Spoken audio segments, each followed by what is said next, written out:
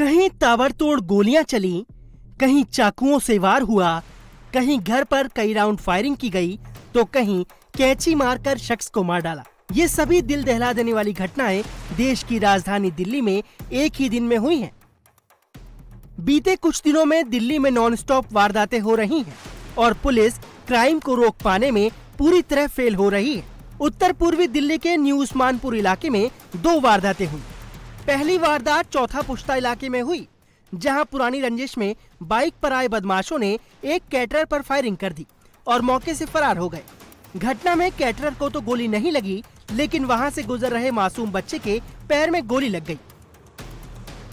दिल्ली के उस्मानपुर थाना क्षेत्र में करतार नगर में आज शाम अचानक फायरिंग होने लगी। 5 से 6 राउंड गोली चली और इसमें 12 साल का एक बच्चा जो ट्यूशन से पढ़ के अपने घर को जा रहा था, उसके पैर में गोली लगी है। ये घर आप देख सकते हैं, ये धर्मेंद्र जी का घर है। इनका केटरिंग का काम है और इनके ऊपर में ही फायरिंग हुई है। बताया जा रहा है कि ये पुराना रंजिश है इनका। 2017 में भी एक बार इनके ऊपर में फायरिंग हुई है। आरोप सीधा सीधा लगाया जा रहा है कि राहुल नाम के एक शख्स के द्वारा एक दिन पहले, यानी आज से एक दिन पहले भी कहासुनी हुई थी इनकी और उसके बाद उसने धमकी दी थी कि गोली मारूंगा, और वो आज पहुंचा यहाँ पे। बाइक पे 2 बदमाश आए थे, ये बता रहे हैं, और यहाँ पे गाली गलौज करने के बाद तकरीबन यहाँ से 100 मीटर आगे तक गए और वहां से फिर वापस लौट के आए और फिर उसके बाद फायरिंग शुरू की। हैरानी की बात यह है कि बदमाशों ने एक दिन पहले ही धर्मेंद्र को मारने की धमकी दी थी और 24 घंटे के अंदर बदमाश इनके घर पहुंचे और 4 से 5 राउंड फायरिंग कर भाग निकले। आरोपी पहले भी एक बार पीड़ित पर फायरिंग कर चुके हैं। जानकारी के मुताबिक पीड़ित धर्मेंद्र और आरोपी राहुल के बीच आपसी रंजिश है। आरोपी राहुल ने साल 2017 में भी धर्मेंद्र के ऊपर फायरिंग की थी, तब उनके पैर में गोली लगी थी और अब उसने एक बार फिर से फायरिंग की है। मैं घर पे था, इनको कॉल आया कि भाई साहब जल्दी से आ जाओ, मेरे घर पे राहुल ने फायरिंग कर दी है। जब मैं आया यहाँ तो उस समय तक शायद पुलिस आ चुकी थी यहाँ पर, और ऐसा बता रहे 5 से 6 राउंड गोलियां चलाई हैं उन्होंने, और वो एक बाइक पर आए थे। कितने लोग थे, कौन कौन थे बाइक पर, मैं जानता नहीं हूँ। मुझे इन्होंने बताया कि राहुल नाम का एक था और एक उसके साथ और कोई। क्या इनकी कोई पुरानी रंजिश है, पहले से कोई इनके बीच में कोई झगड़ा, कोई विवाद? ऐसा है कि इन्होंने ये बताया कि 2017 में इसी राहुल ने इनके गोली मारी थी, फायरिंग की थी। उस समय भी 4-5 राउंड लगाए थे, तो एक जांघ में उनकी चोट लगी हुई है, गोली लगी हुई है, अंदर गोली फंस गई थी।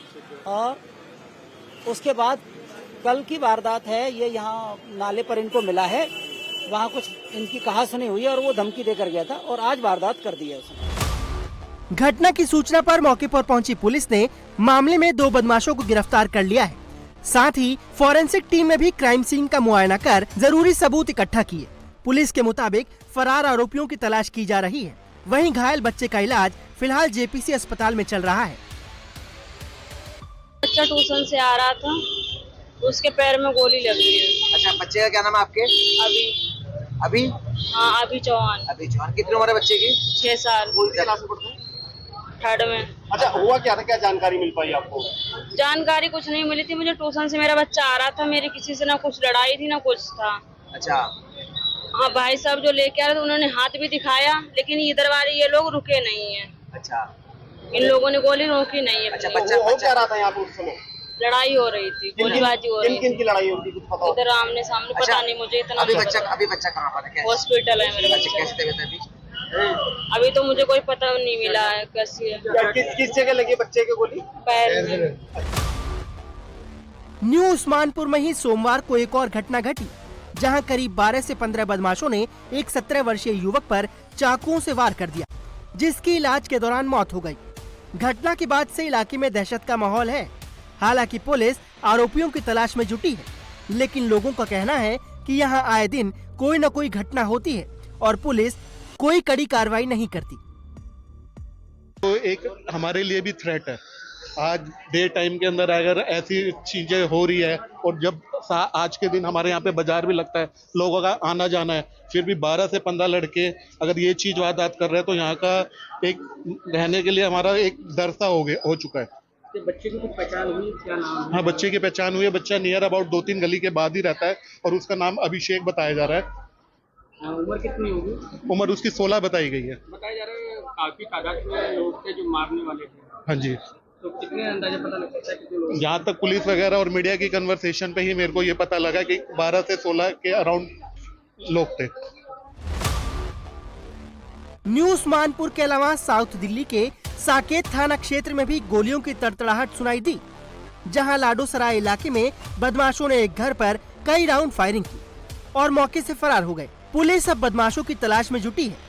इसके अलावा मुखर्जी नगर में एक युवक पर कैंची से हमला करने की सनसनीखेज घटना सामने आई, जिसमें उसकी मौत हो गई है। जांच में सामने आया कि मृतक दिलबहार गद्दे बनाने वाली एक दुकान में काम करता था, जिसका किसी बात पर अपने सहकर्मी शहजाद से झगड़ा हो गया और झगड़े के दौरान ही आरोपी ने कथित तौर पर दिलबहार पर कैंची से कई बार हमला किया, जिससे उसे गंभीर चोटें आईं और इलाज के दौरान उसकी मौत हो गई। हालांकि पुलिस ने आरोपी शहजाद को गिरफ्तार कर लिया है और मामले की जांच की जा रही है। ताबड़तोड़ वारदातों से दिल्ली वासी डरे हुए हैं। हर रोज होती घटनाओं के बाद कानून व्यवस्था पर गंभीर सवाल उठ रहे हैं। ऐसे में दिल्ली पुलिस के सामने क्राइम को कंट्रोल करना बड़ी चुनौती बन गया है।